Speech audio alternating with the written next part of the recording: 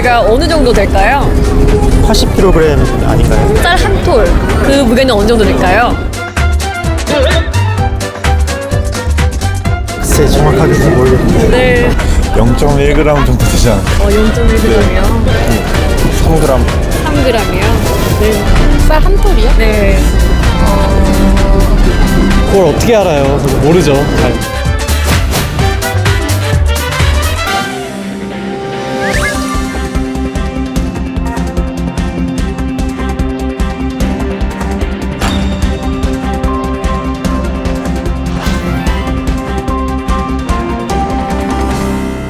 쌀의 무게를 잴 때 우리는 쌀 한 톨이 아닌 가마니의 무게로 표현합니다.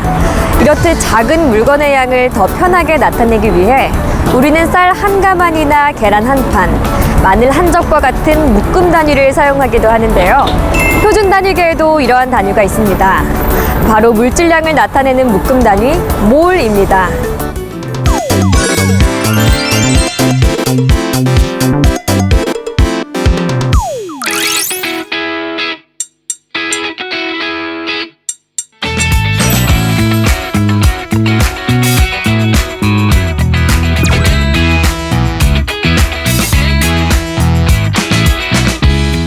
일몰은 한 상자라고 생각하시면 됩니다.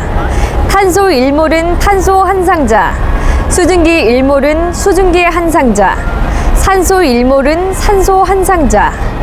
각 상자마다 들어있는 원자의 개수는 6.022 곱하기 10의 23승계로 똑같지만 질량은 각자 다르겠죠?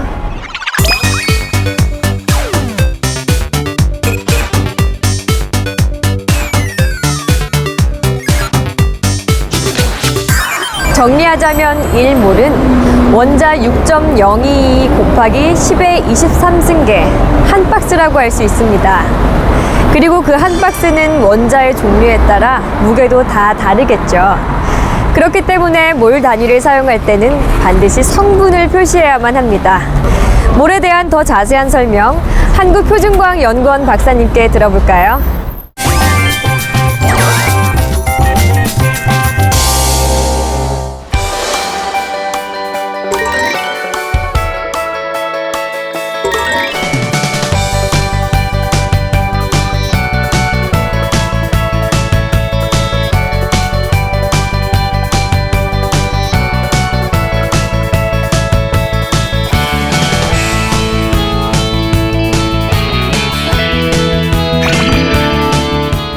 질량수 12인 동위원소로만 이루어져 있는 탄소 12g 안에 들어있는 탄소 원자의 개수로 정의가 됩니다. 그래서 실제 그 개수는 약 6.022 곱하기 10의 23승계의 탄소 원자로 구성이 되어 있습니다. 그래서 이거를 우리가 아보가드 수라고 부르게 됩니다.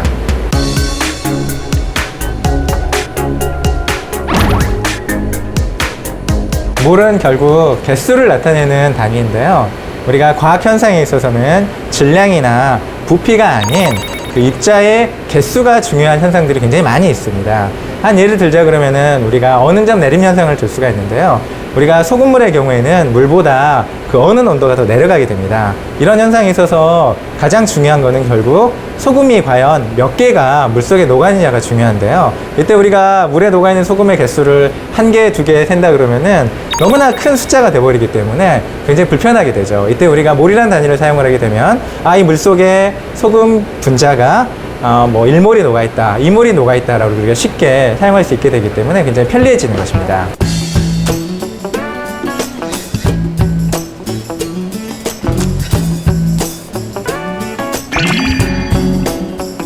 저희 한국표준과학연구대에서는 원소의 몰수가 정확히 결정이 되어 있는 표준물질을 연구 개발해서 일반 화학 분석 실험실들의 측정 표준으로서 보급을 하고 있습니다. 그렇게 함으로써 우리나라 화학 측정에 있어서의 정확도가 굉장히 올라가는 그런 효과를 거두고 있습니다. 그리고 2018년도가 되면은 몰은 새롭게 정의가 되는데요. 그 몰의 새로운 정의에 맞추어서 저희도 실리콘 9의 분자량을 결정하는 등의 그런 실험과 연구에 함께 참여하고 있습니다. 오늘 알아본 국제단위계의 기본 단위인 몰은 리터나 킬로그램과 같은 물리적 개념이 아니라 수의 개념이라는 점에서 조금은 특별한 단위라 할 수 있습니다. 몰의 정의 다시 한번 정리합니다.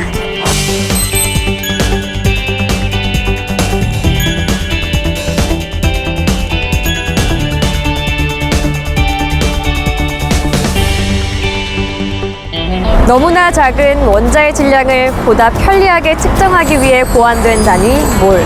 역시 필요는 발명의 어머니인 것 같습니다. 몰 단위의 탄생을 보면서 인류의 삶을 좀 더 편리하게 발전시켜온 과학자들의 노력이 새삼 느끼게 되는데요. 그럼 저는 다음 시간에 찾아오겠습니다.